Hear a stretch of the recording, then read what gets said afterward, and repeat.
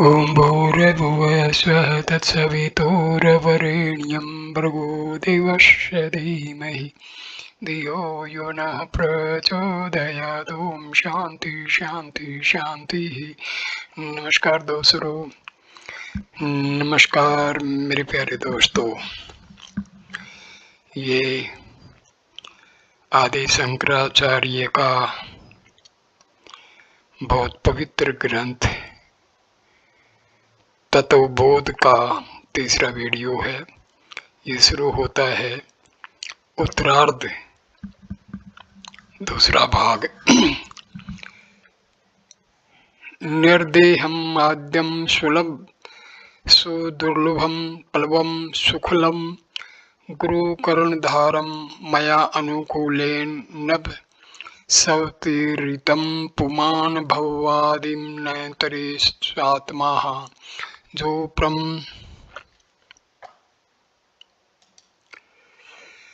परम दुर्लभ नरदेह रूपी दृढ़ नौका को पाकर तथा गुरु रूपी कर्णधार और ईश्वर कृपा रूपी अनुकूल वायु पाकर भी जो प्राणी इस भवसागर से पार न हो वह आत्महत्या का भागी होता है। अथ चतुर्विंशतितोत्परि प्रकारम वक्ष्यामः। अब 24 तत्वों की उत्पत्ति का वर्णन करेंगे। ब्रह्म आश्रया सत्वर्ज तमोगुण आत्मिका माया अस्ति ततः आकाश संभूत आकाशत वायुस्तेजः तेजस आपः अद्भव पृथ्वी। ब्रह्मा ने सतोगुण रजोगुण तमोगुण इन तीनों को समान भाग में लाकर माया को निर्माण किया। पश्चात आकाश निर्माण किया। आकाश तत्व से वायु को और वायु तत्व से अग्नि को तथा अग्नि तत्व से जल को उत्पन्न किया। फिर जल से पृथ्वी को निर्माण किया, परंतु इन सब को अपने अधीन रखा।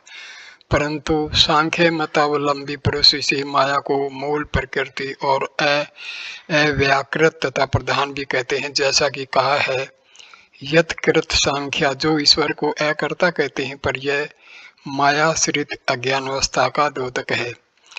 सात्विक अंशात पंच ज्ञानेन्द्रिय उत्पत्ति। एतेषां पञ्चतत्त्वानां मध्ये आकाशस्य सात्विक अंशाच्छिद्रेन्द्रियसम्भूतं वायु सात्विक अंशात् वागिन्द्रियं सम्भूतं अग्ने सात्विक अंशात् चक्षुरिन्द्रियसम्भूतं जलस्य सात्विक अंशात् सनेन्द्रियसम्भूतं पृथिव्याः सात्विक अंशात् घ्राणेन्द्रियं सम्भूतम्। एतेषां पञ्चतत्त्वानां समष्टि सात्विका मनोबुद्धि अहंकार चित्तान्तकरणानि सम्भूतानि। इन पांचों तत्वों के मध्य से प्रथम आकाश तत्व के सात्विक अंश से कानेन्द्रिय की उत्पन्न हुई। पश्चात वायु तत्व के आंशिक अंश से त्वचा चमड़ा इंद्रिय की उत्पत्ति हुई। अग्नि तत्व के सात्विक अंश से रसना जीव इंद्रिय की उत्पत्ति हुई। पश्चात पृथ्वी तत्व के सात्विक अंश से घ्राण नाक इंद्रिय की उत्पन्न हुई। जब इन पांचों तत्वों के सात्विक अंश से प्रथम कर्म करने वाली 5 ज्ञानेन्द्रिय निर्माण कर चुके, तब इन पांचों तत्वों के सात्विक अंशों को इकट्ठा किया। तब मन बुद्धि अहंकार चित्त और अंतःकरण की उत्पत्ति हुई। आप पांचों ज्ञानेन्द्रियों के तो क्या कार्य जानते हो, परंतु यहाँ सात्विक अंश से मन बुद्धि अहंकार चित्त और अंतःकरण उत्पन्न हुए। इनके कार्य क्या हैं तथा कौन कौन से द्वैत उनको प्रथम वर्णन करते हैं। संकल्प है विकल्पात्मकम मनः निश्चयात्मिका बुद्धि अहंकर्ता अहंकार चिंतन कृत चित्तम मनसो देवता चंद्रमा बुद्धिर्ब्रह्मा अहंकारस्य रुद्रः चित्तस्य वासुदेवः। अर्थ है संकल्प विकल्प करूं या न करूं, जाऊं कि न जाऊं इत्यादि कार्य मन के द्वारा ही उत्पन्न होते हैं, परंतु बुद्धि इंद्रिय द्वारा यह कार्य जरूर करना चाहिए ऐसा निश्चय होता है। और मैं हूँ यह मैंने बताया, मेरा है ऐसा ज्ञान का नाम अहंकार है तथा प्रत्येक वस्तु को स्मरण याद करने वाला चित्त है। अब इनके देवता वर्णन किए जाते हैं कि मन इंद्रिय का देवता चंद्रमा है, बुद्धि इंद्रिय का देव ब्रह्म है, अहंकार इंद्रिय का देव रुद्र महादेव है और चित्त इंद्रिय का देव वासुदेव विष्णु है। इस प्रकार आकाश आदि पंचभूतों के सात्विक अंशों से 5 ज्ञानेन्द्रिय तथा मनादि 4 अंतःकरण की वृत्तियां, यह 9 पदार्थ उत्पन्न हुई। राजस अंशात पंच कर्मेन्द्रियोत्पत्ति। एतेषां पंचतत्वानां मध्ये आकाशस्य राज अंशात वागीन्द्रियं संभूतं, वायो राजसान् पाणीन्द्रियं संभूतं, वह्ये राज अंशात पादेन्द्रियं संभूतं, जलस्य राज अंशात उपस्थेन्द्रियं संभूतं, पृथिव्या राजस अंशात गुदेन्द्रिय संभूतम्, एतेषां समष्टि राज अंशात पंच प्राणा संभूता। इन 5 तत्वों के बीच से प्रथम आकाश के राजस रजोगुण अंश से वाक वाणी इंद्रिय उत्पन्न ही, पश्चात वायु तत्व के रजोगुण से हाथ उत्पन्न हुए, फिर अग्नि तत्व के रजोगुण से पैर उत्पन्न हुए और जल तत्व के राजस अंश से जनेन्द्रिय का उत्पन्न हुई, पश्चात पृथ्वी तत्व के राजस अंश से गुदेन्द्रिय उत्पन्न हुई। इसके बाद इन 5 तत्वों के रजोगुण को मिला तब 5 प्राणों की उत्पत्ति हुई। इस प्रकार 5 कर्मेंद्रिय और 5 प्राणों को मिलाया तब 10 तत्व 5 महाभूतों के राजस अंश से उत्पन्न, सात्विक अंश के 9 और राजस अंश के 10, इन दोनों का योग 19 तत्वों की उत्पत्ति हुई। हमने पूर्वार्ध में कहा था कि पंचीकरण आगे कहें सो यहाँ वर्णन करते हैं।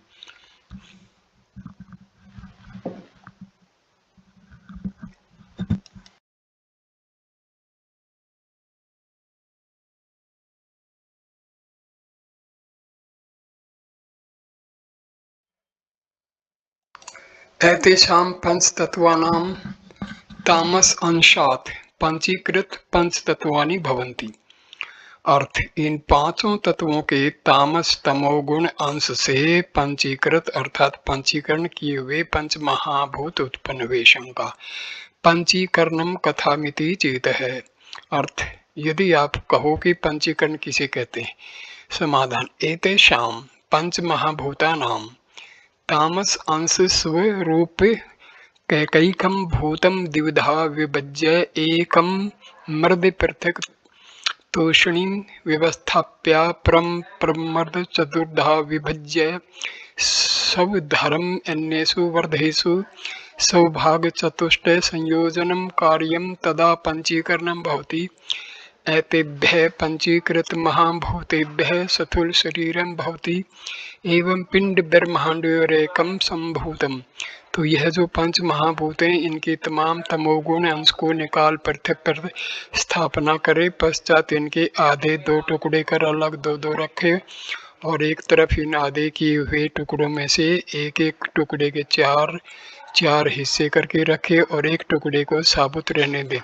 फिर जो साबुत टुकड़ा है उसमें से अपने से अन्य तत्वों के आधे के 4 2 टुकड़े किए थे, उनमें से एक टुकड़ा और एक वह टुकड़ा जो 5 तत्वों के तमोगुण के आधे कर रखे थे, इन दोनों को मिलाने से पंचीकरण होता है। अर्थात इस पंचीकरण के करने में एक महाभूत का अपना आधा भाग और आधे में अपने से अन्य 4 भूतों के 4 भाग मिलाने पर पंचीकरण होता है। इन विषयों को लेकर श्री व्यास जी ने भी कहा है कि वैसे सातु तो द्वाद, यानी प्रत्येक महाभूत की अधिकता से यह पृथ्वी जल अग्नि वायु आकाश आदि का व्यवहार होता है और इन्हीं 5 महाभूतों के पंचीकरण से स्थूल शरीर बनता है। इसी प्रकार इस ब्रह्मांड की उत्पत्ति होती है। यानी आप जो समझते हैं कि इस शरीर के अलावा ब्रह्मांड की उत्पत्ति में बहुत विलंब तथा कठिनता पड़ी होगी, सो नहीं है। जिस प्रकार 5 महाभूतों से पिंड उत्पन्न होता है उसी प्रकार ब्रह्मांड भी उत्पन्न होता है। इस कारण पिंड शरीर ब्रह्मांड संपूर्ण विषय की एकता जानो। यथा स्थूल शरीराभिमानी जीवन्मकं ब्रह्म प्रतिबिंबं भवति स एव जीव प्रकृता सब समाधि स्वर भिन्नत्वेन जनाति अविद्योपाधि सन्नात्मा जीव इत्युक्ति। अर्थात स्थूल शरीर का अभिमानी जो जीव है वह ब्रह्म का प्रतिबिंब है। अब कहो कि प्रतिबिंब किसे कहते हैं, तो सुनो। तदधीनत्वे सति तत्सदृशत्वम्। और भी कहा है कि उपा घिनिमित स्व प्रतियोगिता व्यापय वृत्ति भेदकत्वे सत्योपाधि परिच्छिन्नत्वम् धनगत्वे स्ति औपाधिक परिच्छेद शून्यता से सति सिद्ध स्वरूप एकत्वम् घट आकाश आदि कारणम द्वितीयम् दर्पणादर्गर्तता दव वारणय त्रिविधि रत्नावल्याम। प्रतिबिंब उसे कहते हैं जो एक ही रूप से दो का बोध होता है। जैसे सूर्य को दर्पण में देखने पर दूसरे का बोध होता है, परंतु सूर्य एक ही है। इसी प्रकार ब्रह्मांडी पिंड शरीर में निवास करता हुआ प्रकृति का ये अपने स्वभाव से ब्रह्म का भिन्न रूप जानता है, और वही आत्मा अविद्या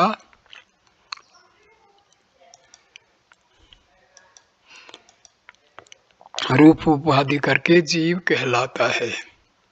उदाहरण, जैसे एक दीपक और एक घड़ा लाओ, पश्चात दिए को जलाकर ऊपर उस घड़े को औंधा रख, उसके चारों तरफ 5 छेद करके देखो। एक दीपक का प्रकाश 5 भागों में बंटकर अलग अलग प्रकाश करता है। अगर उस घड़े को दीपक के ऊपर से हटा लिया जाए तो वह प्रकाश जो 5 हिस्सों में प्रकाश करता था वह बिंबभूत होकर घट घड़ा के स्वरूप हो जाता है। उसी प्रकार माया नष्ट होने पर जीव भी ब्रह्म स्वरूप को प्राप्त हो जाता है, और ज्ञान होने से पहले माया के वशीभूत न होने के कारण अपने को ईश्वर से भिन्न जानता है। अर्थात माया के जो कार्य स्थूल और सूक्ष्म दो शरीर उनके वशीभूत होने से विषय भोगों के आनंद के सुख की इच्छा करता हुआ अनेक प्रकार के कर्मों को करता है, और उन कर्मों के फल स्वरूप जो स्वर्ग नरक आदि के सुख दुख तिनको भोगता है, परंतु वह वास्तव में सच्चिदानंद आत्म स्वरूप है, फिर भी अविद्या रूप उपाधि से जीवात्मा कहलाता है। माया उपाधि सन ईश्वर इत्युच्यते। एवं उपाधि भेदात् जीवेश्वर भेदस्यैवत् पर्यन्तं तिष्ठति तावत् पर्यन्तं जन्म मरणादिरूप संसारो न निर्वर्तते। तस्मात् कारणात् न जीवे ईश्वरो भेद बुद्धि कार्य। अर्थ है, हम माया की उपाधि जब तक प्रकृति को सत्य मानते हैं इसे अपने से बाहर ईश्वर नाम से प्रार्थना किया करते, परंतु वास्तव में जो परमात्मा है वह जीव और ईश्वर की उपाधि से रहित होकर शुद्ध चैतन्य तथा स्वप्रकाश स्वरूप है। इस प्रकार उपाधि माया संगी के साथ साथ जब तक मनुष्य को जीव और ईश्वर में भेद अलग अलग बुद्धि कर रहती है तब तक जन्म लेना और मरना इत्यादि सुख दुख रूपी जो संसार से छुटकारा नहीं पा सकता। इसलिए अगर संसार से मुक्त होने की इच्छा है तो मित्र जीव और ईश्वर में जो भेद बुद्धि बनी हुई है उसे जल्द ही त्याग करके निज स्वरूप को देखो कि हमारे से बाहर ईश्वर कहाँ है। जब इतना सुना कि हम ही ब्रह्म हैं फिर भी संसार का दुख भोगते हैं, सो क्यों? अगर देह में ब्रह्म का निवास मानते हैं तब यह शंका होती है कि देह अहंकार युक्त है और ईश्वर इन अहंकार से रहित तथा जीव पिंड में निवास करता है और ईश्वर सर्वत्र विराजमान है, तब एक कैसे? इसलिए ये भ्रम दूर हो इसी गर्ज से पुनः शंका करते हैं। शंका, ननु स अहंकारस्य किंचित जस्य जीवस्य निरहंकारस्य सर्वज्ञे ईश्वरस्य ततोमसि महावाक्यात् कथं भेद बुद्धि सयादुर्विरुद्धं धर्मान्तत्वात्। अर्थ, यह देह तो अहंकार के सहित तथा अल्पज्ञ है, क्योंकि यह जीव विश्व की संपूर्ण क्रियाओं को नहीं जानता, इसलिए अल्पज्ञ है तथा मैंने किया है कि मेरा इत्यादि अहंकार युक्त है, और ईश्वर अहंकार से रहित तथा सर्वव्यापक होता हुआ संपूर्ण कार्यों को जानता है। तब एक कैसे होंगे? यही नहीं, शास्त्र के जो वचन तत्वमसि इत्यादि वाक्यों के द्वारा अभेद बुद्धि अर्थात दोनों को एक माने, ऐसा तो कदापि नहीं हो सकेगा, क्योंकि अंधकार और सूर्य कदापि नहीं होता। अंधकार का धर्म है अंधेरा करना और सूर्य का धर्म है कि अंधकार को नष्ट करके अपना प्रकाश करना। इसी प्रकार विरुद्ध धर्म वाले जीव और ईश्वर किस प्रकार एक हो सकते हैं, जबकि जीव अल्पज तथा अहंकार है और ईश्वर अहंकार से रहित और सर्वज है, तो कहो एक कैसे होगा। समाधान। इति चेन्ने स्थूल सूक्ष्म शरीराभिमानी तव पदवाच्यामुपाधिर्निर्मुक्तं समाधिदशासंपन्नं शुद्धं चैतन्यं तव पद लक्ष्यार्थ है। यह शंका ठीक है, परंतु जैसा आप समझते हैं वैसा अर्थ नहीं है। यथार्थ में जीव और ईश्वर के बीच जो भेद मालूम होता है वह उपाधि करके मालूम होता है, परंतु यह भेद है नहीं। और जो तत्वमसि महावाक्य को कहकर भिन्नता प्रकट की, उसकी निवृत्ति हेतु तत्वमसि इस वचन से ही जीव और ईश्वर की अभिन्नता सिद्ध कर सकते हैं। उदाहरण जैसे तत्वमसि इस महावाक्य के 3 पद हैं तथा पहला तत्व, दूसरा त्वम, तीसरा असि। इन तीनों के अर्थ भी सामान्य रीति से 3 होने चाहिए तथा तत्व है ईश्वर, त्वम तुम, जीव ही असि है, अर्थात हे जीव वह ईश्वर तू ही है। अब दूसरा अर्थ जो कि अपने में विशेषतः रखता है उसे भी दर्शाते। जैसे तत्पद के 2 अर्थ हैं, एक तो वाच्य बोलने, दूसरा लक्ष्य को। ऐसे ही तो पद के भी 2 अर्थ होते हैं। जैसे कि एक शिकारी शिकार करने गया तो बोलने को तो हिरण वाच्य अर्थ है और उसका मांस आदि लक्ष्य के अर्थ हैं, तथा घट पद का वाच्य अर्थ तो काम्बरी गिरिवादी विशिष्टता, यानी घड़ा गोलाकार और गिरिवादी युक्त है, परंतु इसका लक्ष्य यानी मूल कारण मिट्टी है। उसी तरह तत्वमसि इस महावाक्य के तत् और त्वम पद का वाच्य अर्थ तत् माया त्वम अविद्या का संबंध वाला है, परंतु लक्ष्यार्थ माया तथा अविद्या से रहित शुद्ध चैतन्य ब्रह्म है और स्थूल सूक्ष्म दोनों शरीरों का अभिमानी त्वम पद का वाच्यार्थ है और उपाधि शून्य और समाधि दशा को प्राप्त शुद्ध चैतन्य त्वम पद का लक्ष्यार्थ है, क्योंकि यह महावाक्य बंधन से छुड़ाने के हेतु है, न कि संसार में फंसाने के लिए। इसलिए इस भेद बुद्धि को त्यागने के लिए माया का परित्याग करो तथा ईश्वर का दर्शन हो सकेगा। आपकी संख्या इस तरह निवृत्ति करके फिर शुद्ध ज्ञान के निमित्त तत्वमसि महावाक्य का अर्थ कहते हैं तथा जीव और ईश्वर को एक दृष्टि से व्यवहार करो, इसका अनुमोदन करते हैं।